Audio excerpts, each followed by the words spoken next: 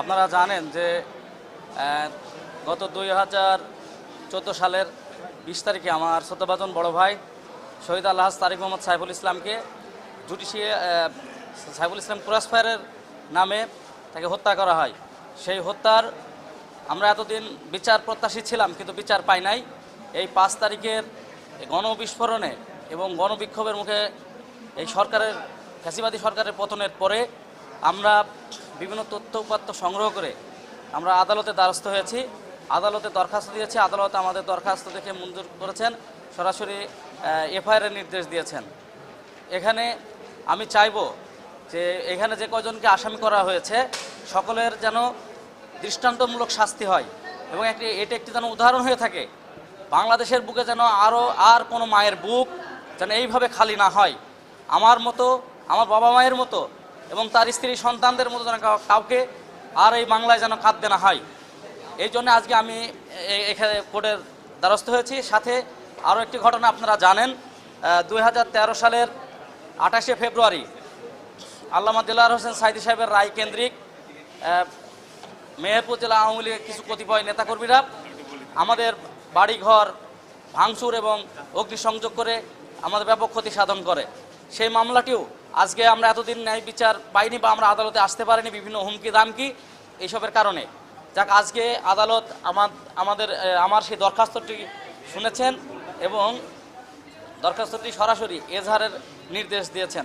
আমি নির্দেশের ফলে নিজে ন্যায় বিচার পাবো বলে আশাবাদী।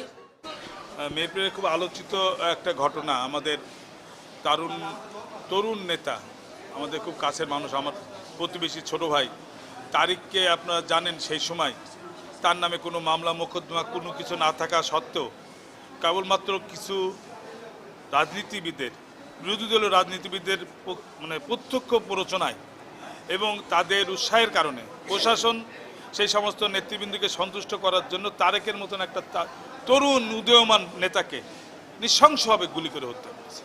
তারপরে আমরা সেই মামলা করার চেষ্টা করেছি, আমাদের মামলা সেই সময় নেওয়া হয়নি।